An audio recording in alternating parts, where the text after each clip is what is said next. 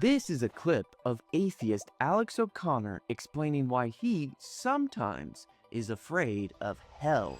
There are times where I, as an atheist, as the most atheist person that I know, fear hell, fear the devil, and fear suffering. Alex was raised as a Catholic and learned basic Catholic theology as a kid, most of which was fluffy and positive. I was raised as a Roman Catholic.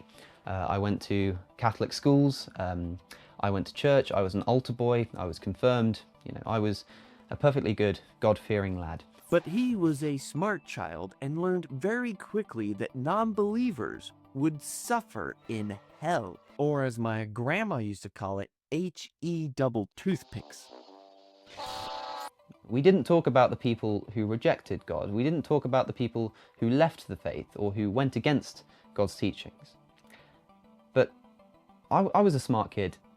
I knew what happened to those people. And the thought of suffering eternally in Dante's Inferno does sound pretty scary. No matter how strongly I decided that God's existence didn't make sense, I was still left with an instinctual fear of this eternal damnation. Sometimes Alex's fears of hell reoccur, at least they used to, because of how deeply these Catholic teachings were ingrained in his mind.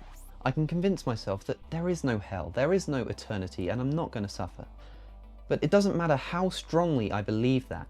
I cannot get away from this instinctual fear that's been drilled into me as a child. Here is how Alex deals with his fears when they come up. The only way that the Christian God can send me to hell is if he does so justly. But if no one can justly be sent to the hell that I was afraid of, then clearly I shouldn't be afraid of being sent to that hell, because there's no way that I could be sent to it. Now, atheists like Alex and Latter-day Saints like myself have something in common. That is, mainstream Christians think we are all going to hell. We'll go to hell together. Let's say Papua New Guinea, never heard of you, they're not denying, they don't know. Right. How is that person going to hell? For simply you not doing your job and going out to convert him. Yeah, ultimately I would say God doesn't owe anybody anything. At least I've seen many Christians say that Latter-day Saints do not believe in the correct Jesus. And if we don't have the proper relationship with Jesus, then we go to hell with all of our atheist brothers and sisters. It's not that we hate Mormons. It's not that we want anything bad to happen to them. It's not that we think Mormons are stupid. It's nothing like that. It's not we think we're better. None of that. We're just saying Jesus is the means of salvation, and if you've got the wrong Jesus, you've lost the means of salvation. Now, I've got a lot of wonderful Mormon friends, but I'm sorry, Joseph Smith made some big errors. And one of the biggest errors he made is, once again, the identity of Christ. The Trinity's something that a person must believe in order to be saved. Okay. I will, whenever I'm asked a very poignant and direct question, I feel like I owe it to you to give you a direct answer. To honor your question, I would say that, yeah, this is a matter of salvation. But luckily for Alex and myself and other atheists and Latter-day Saints, hell doesn't actually exist, at least in the way mainstream Christians talk about it. The hell that I was afraid of was one that was just so bad. It was torturous and fiery and horrible, and to the extent that when I think about it now, I just don't think there's any way that someone could be justifiably sent to a place like that. Now, Alex and I might both be doomed to hell, but we do have one major difference. I personally have never been afraid of hell. I understand people think I'm going there, but that has never made me scared, even a little. But I wasn't ingrained since my youth that hell is a place of torture, fire, and brimstone, so that might have something to do with it. Even though it might have been drilled into me inadvertently, it was drilled into me nonetheless. It's horrible. But even if I try, I can't get myself to be scared. I'm not exactly sure why. I think it may have something to do with hope I find in Jesus Christ. See, the brutal truth about the world is that some people are in hell right now. It's not a place, but a state. But if you've never met anyone in hell, you haven't lived very long.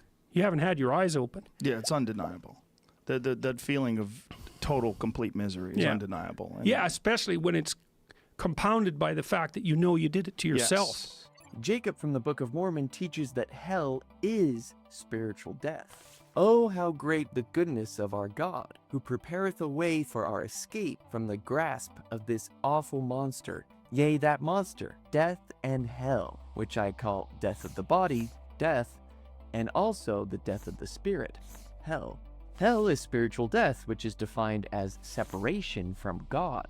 You realize that there are different Christian views on hell, right? The one that was hammered into you as a child isn't the only one that exists. Some people think that hell is literally just separation from God. I've got to say, I'm a lot less scared of that kind of prospect than the kind of thing that I was afraid of before. And it's actually a state that Jacob teaches you can escape from.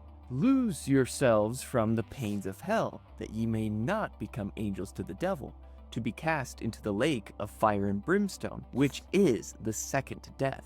And you think, well, there's no such thing as hell. It's like, have it your way, buddy.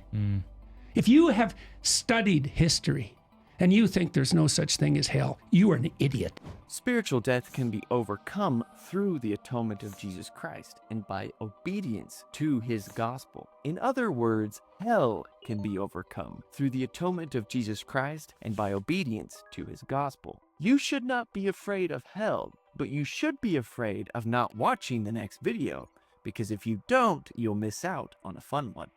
Check it out.